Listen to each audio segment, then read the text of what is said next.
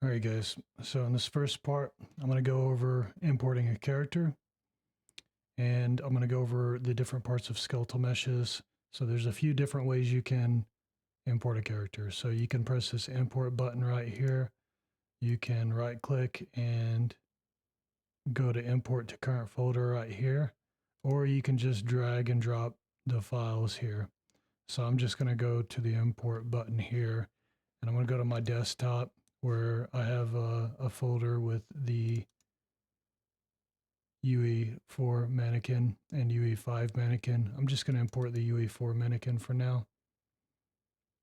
Now, when you import, you're going to get this import content window right here, which has a few different things. The first thing you're going to notice is the asset pipeline. So what are the pipeline stack presets? These are different presets that were made for by the guys at Unreal Engine for different purposes, just regular asset imports, materials, textures, or audio, and different ones have different categories inside of them, as you can see here. Your textures just has a texture category and an extra information. Then you have your audio. So you can actually reset these if you've made any changes to them, like I have right here. You'll see I can press this button and it'll reset all my settings. So one thing to keep in mind is that whenever you make changes, it automatically records these changes to these asset pipelines for this project.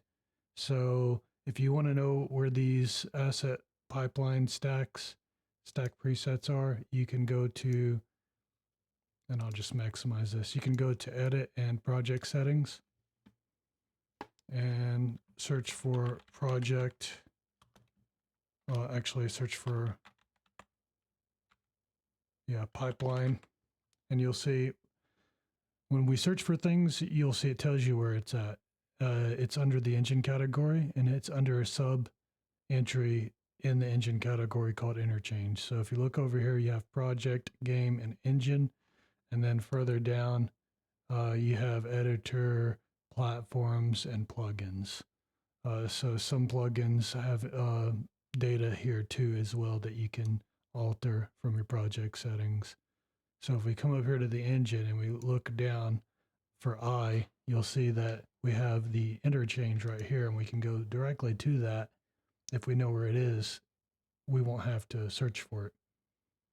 And you can add more entries in here, but you'll see there's 4 entries, and that's what you were seeing before. Assets, materials, textures, and audio. So you can actually create your own in here as well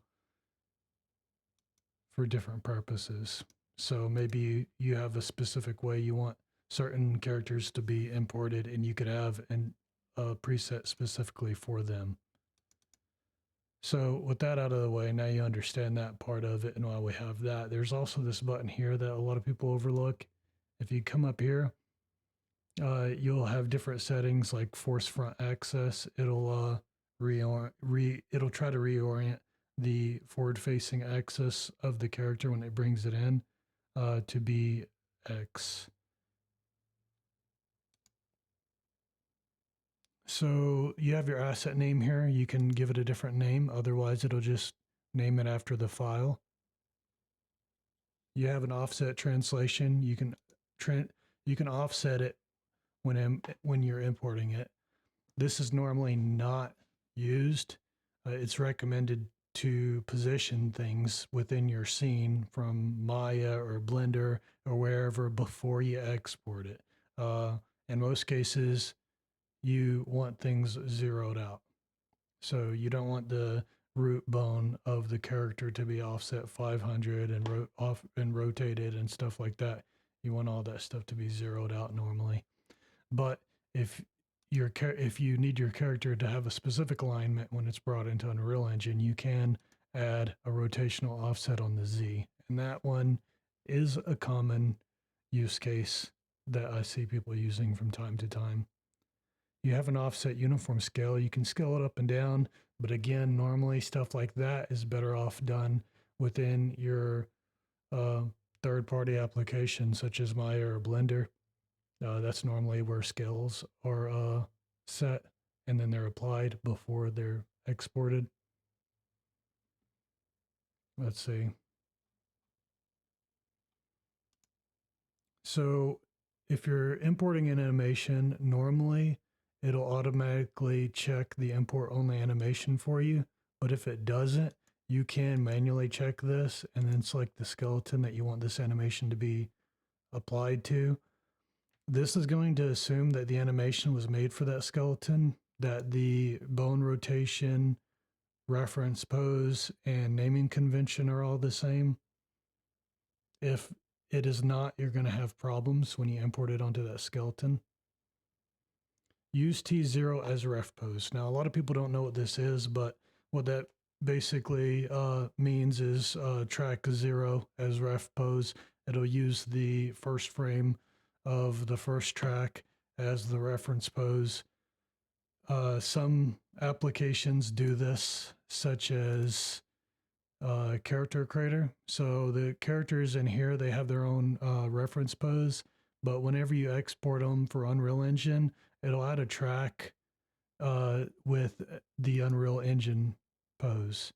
And so whenever you bring it in here, you normally want to check this for character creator characters so that it looks for a track with a reference pose on it.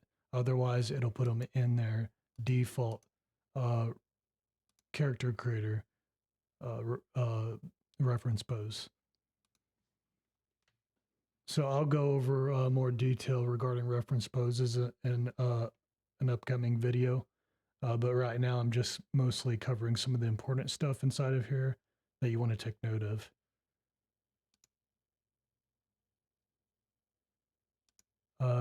Yeah, you can also force, say, a static mesh to be a skeletal mesh. I have not tried that. It's normally better to import it as a static mesh and then convert it into a skeletal mesh after you get it in here, if that's the case. That's totally going to depend on the situation and the context of things. It's not normally the case that you do that. If you can, you should probably create the skeleton for it in your third-party application like Maya or Blender again. So you can also tell it you don't want to import the skeletal mesh. This normally isn't necessary for you to check or uncheck that because you can just tell it to only import the animation. If you're just trying to import an animation, you don't need to uncheck this if this is checked. I'm just going to reset that. And then here's the materials.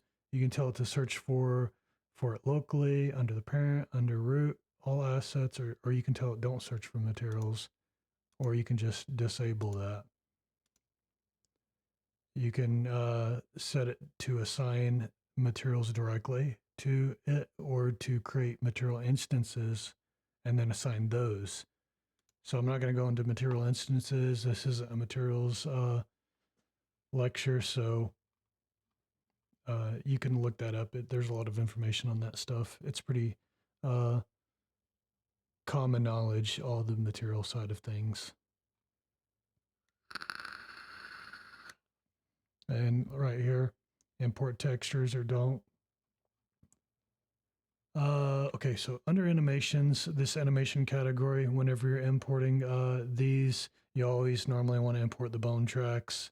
I'm not sure when you'd ever not want to import the bone tracks, but it is an option. So animations are stored as keyframes along a timeline. Your animation length, in some cases, I have actually had to change this, but normally you don't need to change this. It'll just take the source timeline.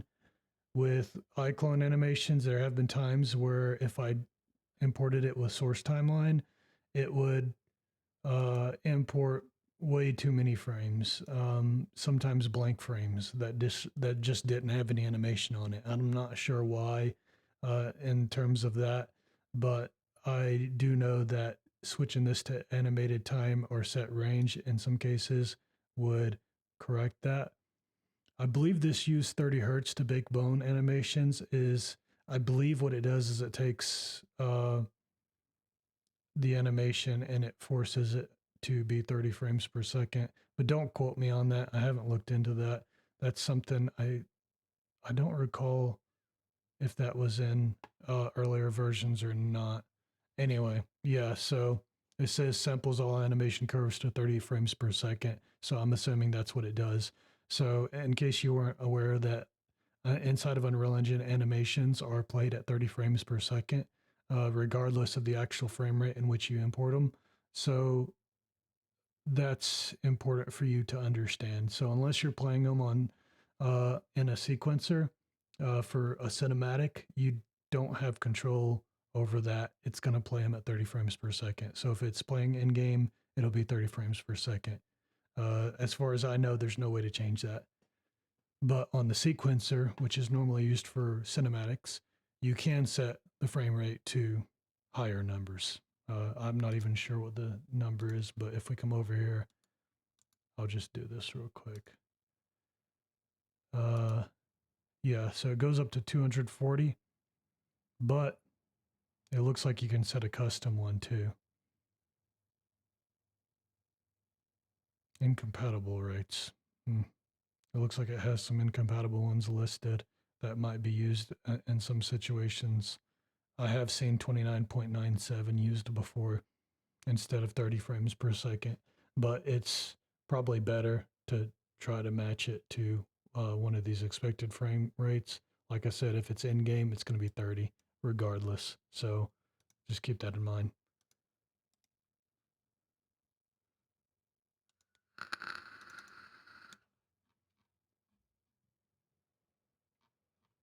Yeah, so with all that said, I can just go ahead and import it. And you're going to see it automatically create some material. There are no textures that it came with because I didn't export it with textures on it. Some OBJ files will come with textures embedded into the OBJ file. I don't believe FBX can do that. I think FBX requires them to be separate within the same folder. If you have them within the same folder, then it should automatically import them right here. If it's set to local and they're in the same folder, it'll automatically add them. So in this case, there weren't any in there with it, so it didn't add them, but it did create material instances with nothing in them.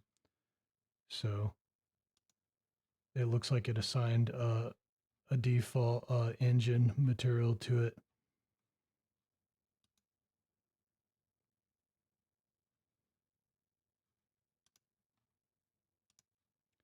So whenever you import it, you'll see that there's 3 assets it creates. So in the next video, I'll go over that.